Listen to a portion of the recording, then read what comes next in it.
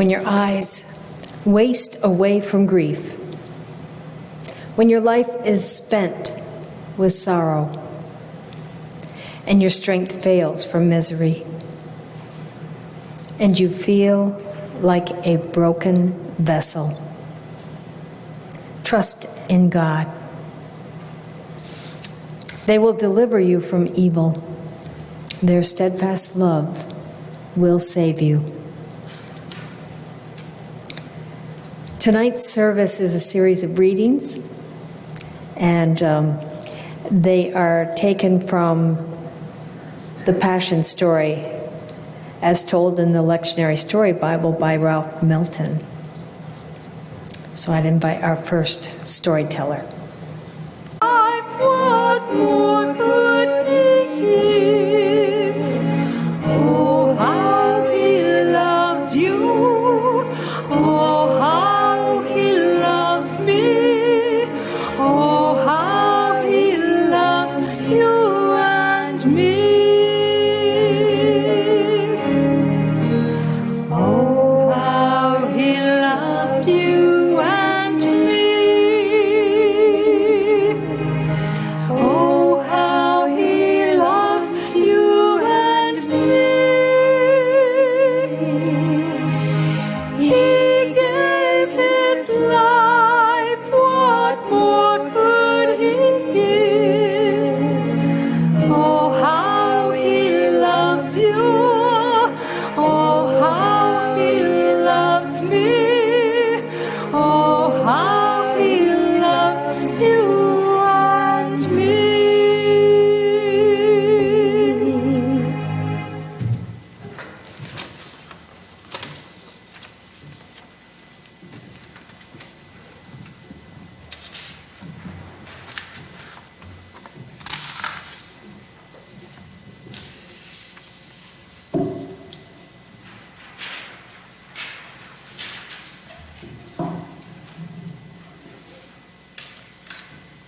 There were many people in Jerusalem because it was the time of year when they gathered to eat a very special meal together.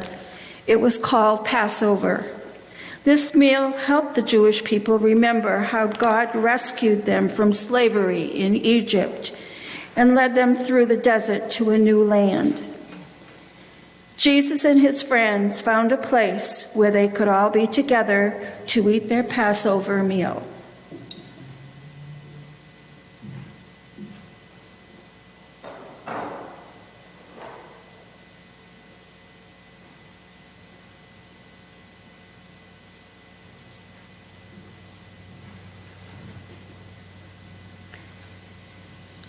They had just started eating when Jesus said to them, "One of you does not want to be my friend anymore. One of you will try to hurt me. One of you will betray me." "But who would do this?" Andrew asked. For a long time, Jesus didn't say anything. All the disciples waited. Jesus took some bread and dipped it into a bowl of wine. Jesus looked around at his friends. There were tears in his eyes. He could hardly talk. "It is one of you," he said, "one who is dipping bread into the bowl with me." Then Jesus took a loaf of bread. "This bread is like my body," he said. Then he tore the loaf into pieces and passed the bread to all his friends. "Whenever you eat bread, remember that my body was broken, just like this loaf of bread." Jesus took a cup of wine. He passed the cup around to his friends, and all of them took a drink. "This wine will help you remember. When you drink it, remember that God has promised to love you forever."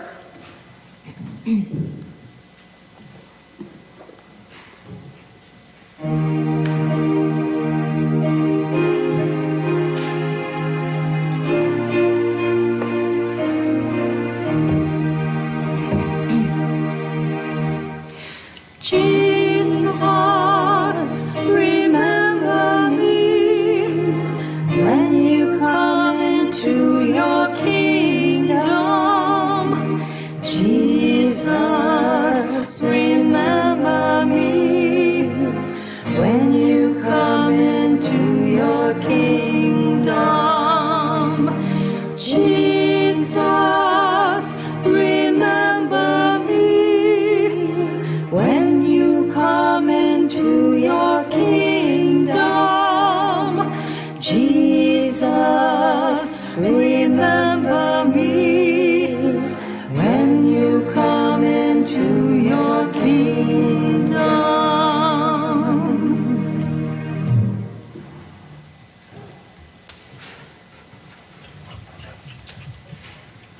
When they had sung the hymn, they went out to the Mount of Olives. Then Jesus said to them, "You will all become deserters because of me this night.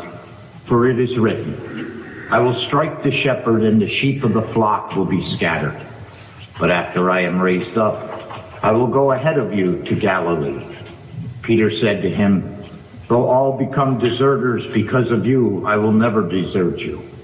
Jesus said to him, "Truly, I tell you, this very night before the cock crows, you will deny me 3 times. Peter said to him, "Even though I must die with you, I will not deny you." And so said all the disciples. Disciples, I invite you now to repeat after me. I will never desert you. I will never desert you. I will never deny you. I will never deny you. I will never desert you. I will never desert you. I will never deny you. I will never deny you. I will never desert you. I will never desert you. I will never deny you. I will never deny you.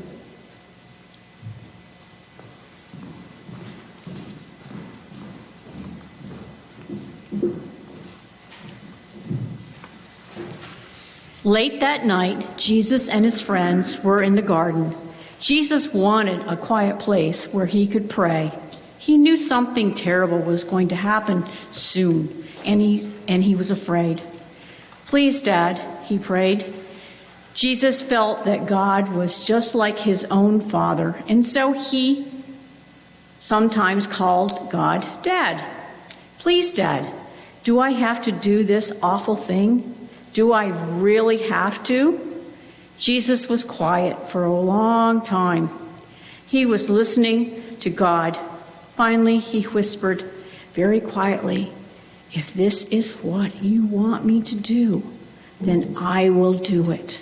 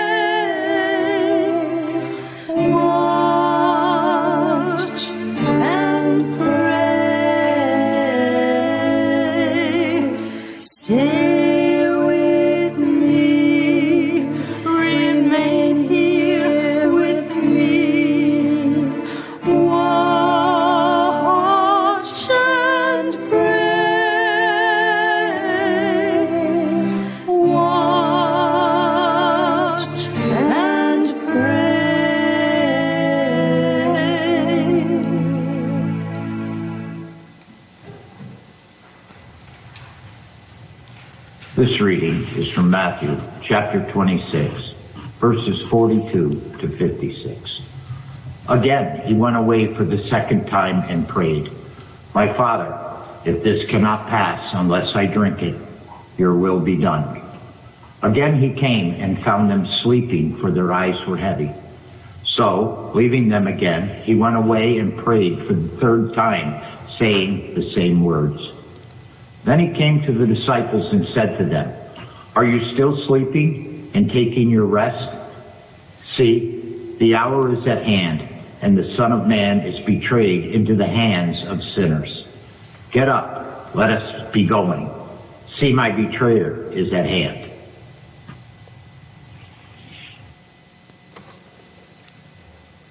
Let us take this moment, as Jesus did, to dare ask the questions, that come from the most broken places of our soul, our deepest grieving.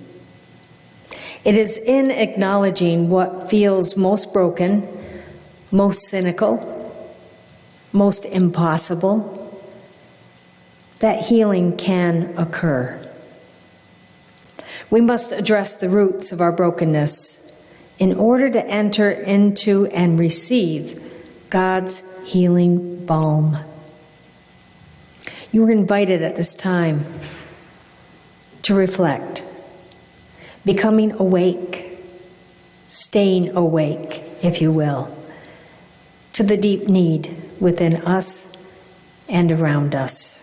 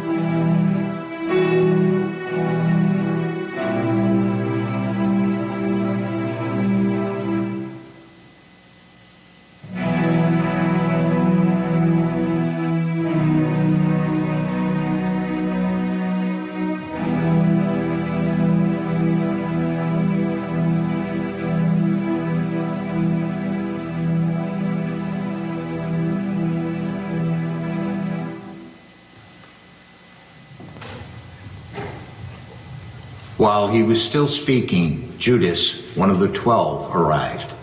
With him was a large crowd with swords and clubs from the chief priests and the elders of the people. Now the betrayer had given them a sign, saying, "The one I will kiss is the man, arrest him." At once he came up to Jesus and said, "Greetings, Rabbi," and kissed him. Jesus said to him, "Friend, do what you are here to do." Then they came and laid hands on Jesus and arrested him. Suddenly, one of those with Jesus put his hand on a sword, drew it, and struck the slave of the high priest, cutting off his ear. Then Jesus said to him, "Put your sword back into its place, For all who take the sword shall perish by the sword. Do you think that I cannot appeal to my Father, and he will at once send me more than 12 legions of angels? But how then would the scriptures be fulfilled, which say it must happen in this way? At that hour, Jesus said to the crowds, "Have you come out with swords and clubs to arrest me as though I were a bandit? Day after day I sat in the temple teaching, and you did not arrest me. But all this has taken place so that the scriptures of the prophets may be fulfilled." Then all the disciples deserted him and fled.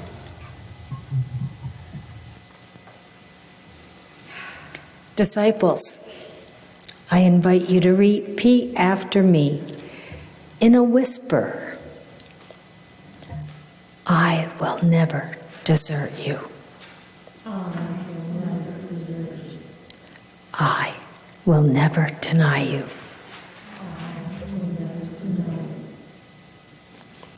I will never desert you. I will never deny you. I will never desert you. I will never deny you.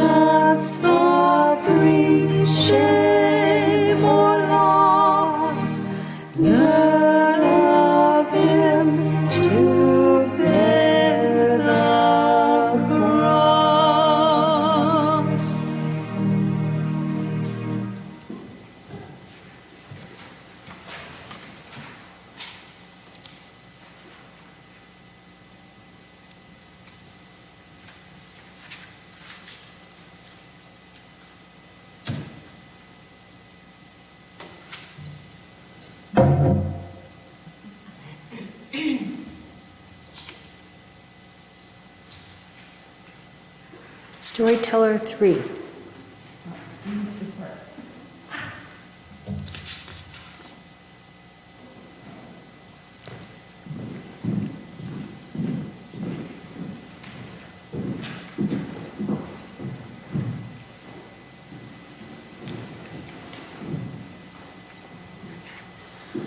In the morning, they brought Jesus to Pilate. Pilate was the ruler of the whole country. Like a king, except they called him a governor. Pilate said to Jesus, "They tell me you think that you are the king of the whole country. Is that true?" "If you say so," said Jesus.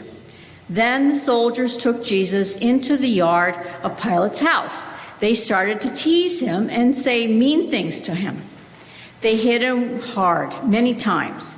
Then they put a purple cloth around his shoulders and yelled, "There, now you look like a real king."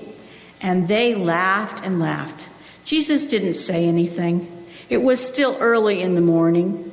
The soldiers made Jesus carry a heavy wooden cross. They went to a place called Golgotha. It's the hill, which was the place where people threw all their garbage. There they nailed Jesus' hands to the cross. They nailed his feet to the cross. Then they lifted up the cross so Jesus hung there. It hurt terribly.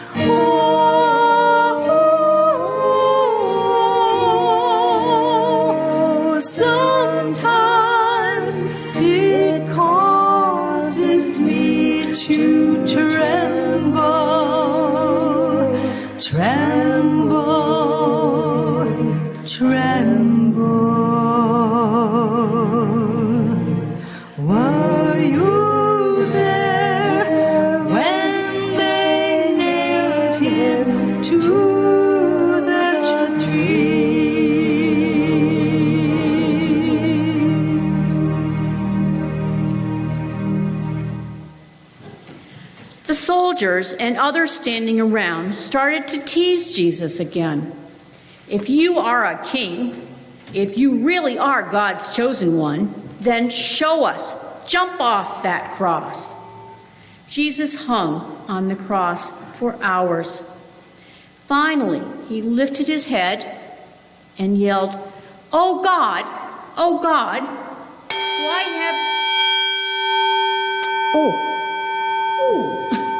why have you left me here all alone?"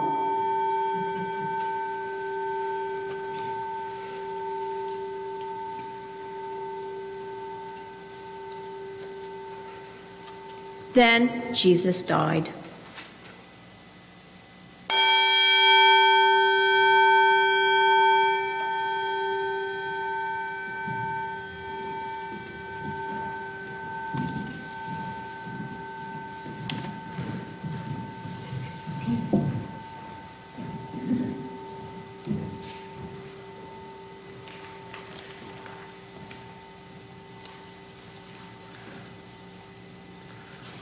Most of Jesus' friends had run away. They were afraid the soldiers would come and catch them too.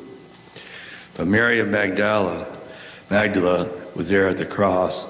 So was Jesus' mother, whose name was also Mary. Jane and Salome and several women were there.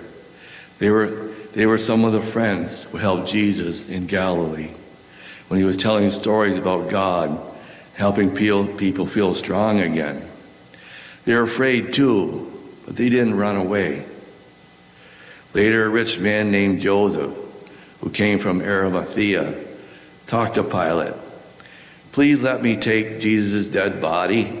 Let me put it in a grave. Jesus is dead. We want to take care of his body in a kind and gentle way." Joseph took a nice white cloth to wrap Jesus' dead body in. Then he and the two Marys put Jesus into the grave through the cave in the hillside. They did it slowly and gently. Then Joseph rolled a big heavy stone across the opening to close up the grave. The three of them stood there for a long time, just looking at the place where Jesus lay dead.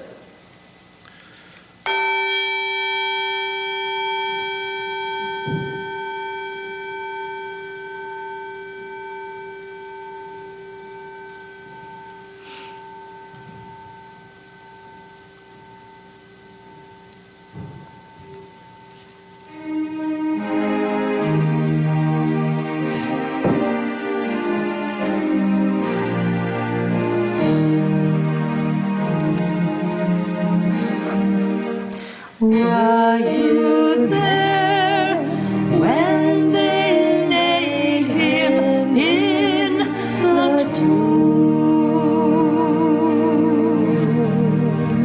Were you there when they laid him in the tomb?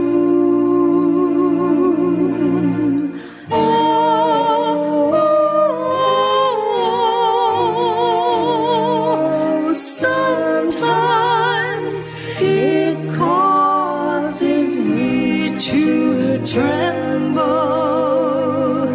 tremble, tremble. Were you there when they laid him in the tomb?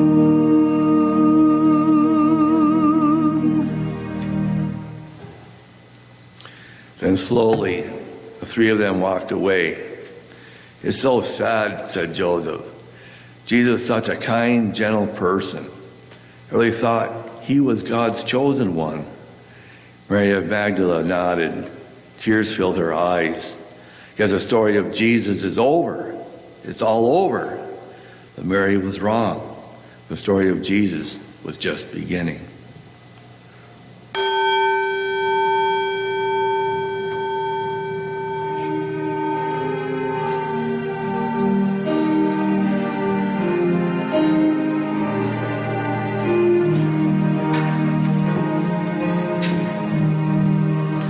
Were you there when they crucified my Lord? Were you there when they crucified my Lord?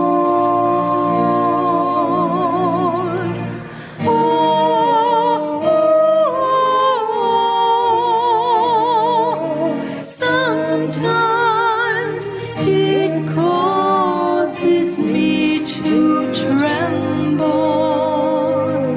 tremble, tremble. Were you there when they crucified my Lord?